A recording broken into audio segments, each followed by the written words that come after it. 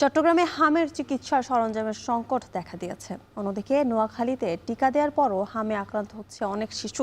বিস্তারিত জানাতে চট্টগ্রাম থেকে যুক্ত হচ্ছেন সহকর্মী শোয়েব রহমান এবং নোয়াখালী থেকে যুক্ত হচ্ছেন নাসিম শুভ। প্রথমে চলে যেতে যাই চট্টগ্রামের শোয়েবের কাছে। শোয়েব, হামের চিকিৎসা সরঞ্জামের সংকট নিরসনে কি ব্যবস্থা নেওয়া হচ্ছে সেখানে জানাবেন।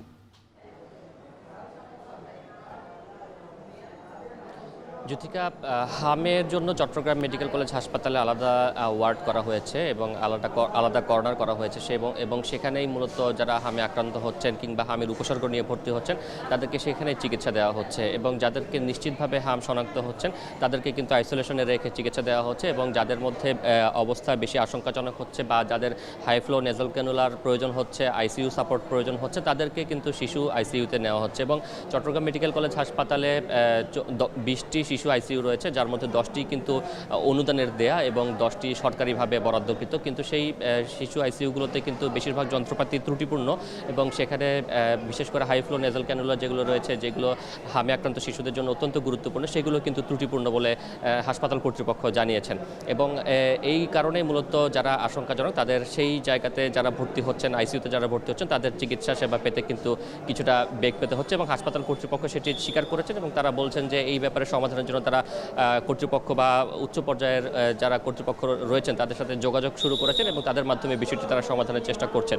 অন্যদিকে স্বাভাবিক আক্রান্ত যারা রয়েছেন বা যাদের জটিল কোনো লক্ষণ দেখা যাচ্ছে না তাদের কিন্তু চট্টগ্রাম মেডিকেল কলেজ হাসপাতালে, জেনারেল হাসপাতাল সহ বিভিন্ন বেসরকারি হাসপাতালে চিকিৎসা দেওয়া হচ্ছে এবং সেইখানে এখন পর্যন্ত শনাক্তকৃত রয়েছেন, অর্থাৎ পরীক্ষা নিরীক্ষার মাধ্যমে শনাক্ত হয়েছেন এমন রোগী চট্টগ্রামে পাওয়া গিয়েছে 114 জন এবং এর বাইরে 1600 জনের মতো কিন্তু বিভিন্ন লক্ষণ নিয়ে হাসপাতালগুলোতে ভর্তি হয়েছিলেন। এবং চিকিৎসকরা বলছেন হাসপাতালগুলোতে এখন পর্যন্ত যে পরিমাণে রোগী ভর্তি রয়েছেন, স্বাভাবিকভাবে তাদের চিকিৎসার কার্যক্রম দেওয়ার জন্য কিছুটা চাপ হলেও কিন্তু সেটি তারা দিতে পারছেন এবং এখন পর্যন্ত তাদের আলাদা কোনো বাড়তি জনবল বা বাড়তি অবকাঠামোর প্রয়োজন নেই বলেও কিন্তু তারা জানিয়েছেন। তবে যদি রোগীর সংখ্যা নিশ্চিতভাবে বেড়ে যায় সেই ক্ষেত্রে কিন্তু এই যে সক্ষমতা, সেই সক্ষমতা দিয়ে তারা সামাল দিতে পারবে না। সেক্ষেত্রে আইসোলেশন সেন্টার কিংবা ওয়ার্ড সংখ্যা বৃদ্ধির পাশাপাশি চিকিৎসকেরও কিন্তু বাড়তি চিকিৎসকেরও প্রয়োজন হবে বলে চিকিৎসকরা জানিয়েছেন। এবং এই শিশুদের আক্রান্তের পাশাপাশি চট্টগ্রামে বাড়তি শঙ্কা জাগিয়েছে যে প্রাপ্তবয়স্করাও কিন্তু হামে আক্রান্ত হচ্ছেন এবং সেটিও কিন্তু একটি আশঙ্কার কারণ হয়ে দাঁড়িয়েছে। এবং একটু জানিয়ে রাখি যে চট্টগ্রামে 6,93,000 শিশুকে টিকা দেওয়ার লক্ষ্যমাত্রা নির্ধারণ করা হয়েছিল। বর্তমান যে হাম রুবেলার টিকাদান ক্যাম্পেইন চলছে সেখানে, এবং এরই মধ্যে কিন্তু 6,95,000 শিশুকে টিকা দেওয়া হয়েছে, যা লক্ষ্যমাত্রার চেয়েও বেশি। জ্যোতিকা, হাম পরিস্থিতি নিয়ে আরো জানবো নোয়াখালীর খবর নাসিম শুভর কাছ থেকে। শুভ, টিকা দেওয়ার পরও কেন হামে আক্রান্ত হচ্ছে শিশুরা, কি বলছেন চিকিৎসকরা?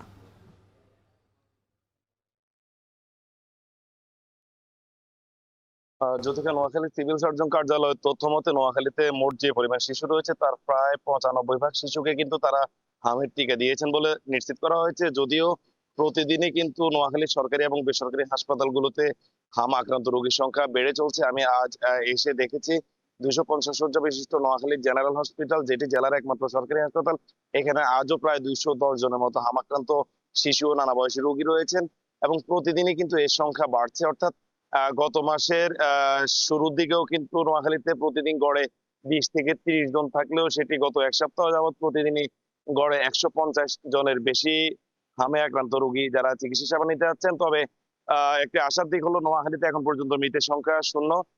এদিকে হাম আক্রান্ত যে সকল শিশু রয়েছেন আমরা কথা বলেছি তাদের অভিভাবক ও স্বজনদের সাথে, তারা জানিয়েছেন তাদের সন্তানদেরকে আসলে হামের টিকা দেয়া হলেও তারপরও কিন্তু তারা হামে আক্রান্ত হচ্ছেন। এর কারণ হিসেবে দেখছেন জেলায় আসলে হামের জন্য পৃথক কোনো আইসোলেশন ওয়ার্ড কিংবা পৃথক কোনো আইসোলেটেড বিশেষায়িত যে হাসপাতাল সেগুলো না থাকার কারণে হাম আক্রান্ত রোগী এবং ডায়রিয়া সহ অন্যান্য রোগে যে সকল আক্রান্ত রোগী তাদেরকে একই ভবনে একই কক্ষে চিকিৎসা সেবা দেওয়া হচ্ছে, যার কারণে কিন্তু একটি রোগ থেকে অন্য রোগে ছড়াচ্ছে। অর্থাৎ যারা হাম নিয়ে আসছেন তারা অন্য রোগে আক্রান্ত হচ্ছেন, পাশাপাশি যারা অন্য রোগে আক্রান্ত হচ্ছেন তারা কিন্তু হামের প্রকোপ তাদের মধ্যেও ছড়িয়ে পড়ছে, যার কারণে কিন্তু রোগীর সংখ্যা কমার কোনো লক্ষণে। এদিকে হাসপাতাল কর্তৃপক্ষ বলছে তাদের একদিকে জনবল সংকট, অন্যদিকে তাদের যে আবাসন ব্যবস্থা বা যে স্থান সেটির সংকুলন না হওয়ায় কিন্তু তারা বাধ্য হয়েই হাম আক্রান্ত রোগী ও অন্যান্য রোগীদের কিন্তু একসাথে চিকিৎসা সেবা দিতে হচ্ছে, যার কারণে তারা জানছেন যে এটি বাড়ছে কিন্তু তাদের আসলে কিছু করার নেই।